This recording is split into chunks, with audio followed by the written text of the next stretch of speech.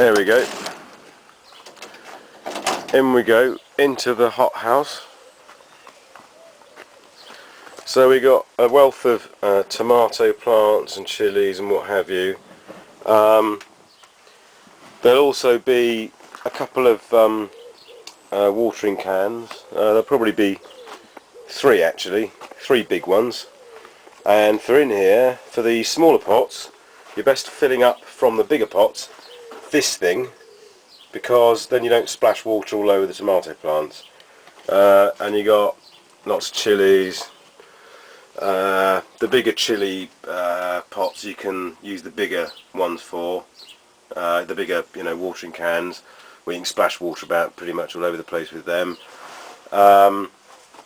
Tomato plants, obviously, as you know, try and keep the water off the leaves if the sun is shining, or if it's in the daytime and the sun's likely to come out. So pretty much give everything as much of a drenching as you possibly can. We'll move things about a bit so it's a bit easier to get to stuff. But as you can see, we've got a little pepper coming now, which is very nice.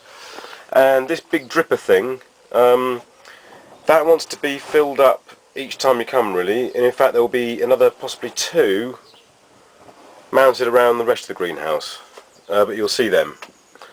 I don't know if this is of any importance. Got a couple of thermometers there. So that's basically the greenhouse. Oh, automatic roof vent opener.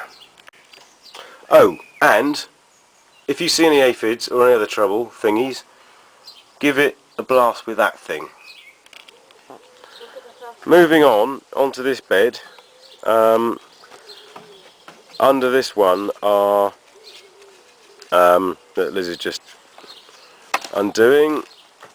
There are a couple of beans, but in fact around all of the feet of that wigwam thing, they're actually seeds. We lost some, and they've been reseeded. So all around these legs here, that wants watering, because there are some others coming up. In fact, you can see one. You can see one there. Then the courgettes, obviously, they all want watering. Apparently, no, that is one. That is one. Yeah, and obviously all these courgettes want watering in that bed. And then actually, there's all onions in this bed, and there's some other stuff under the fleece as well. The onions do need watering, I'm afraid, in dry conditions. They're almost getting on ready to be picked at some point. So that's the onions in there, and then you got onions in here, obviously, and well, all the pots, I'm afraid, including the potatoes with the fleece on, they need taking off and giving a good drenching, I'm afraid, and putting the fleece back on. Probably take the fleece off.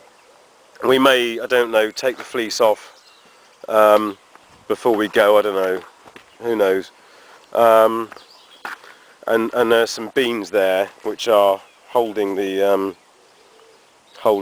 fleece down. And obviously all of the bags here with potatoes in, and over there, bags, potatoes in.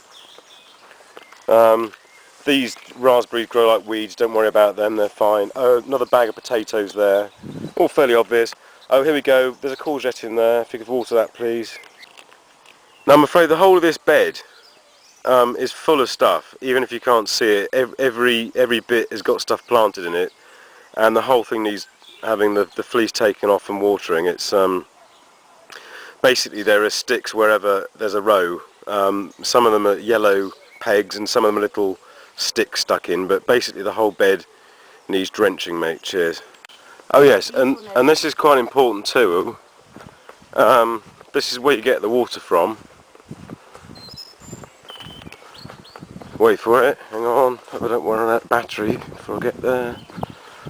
There's this bath here. If you look to the left, that's where you come in, that's the entrance to the allotment. And if you come here, right, there's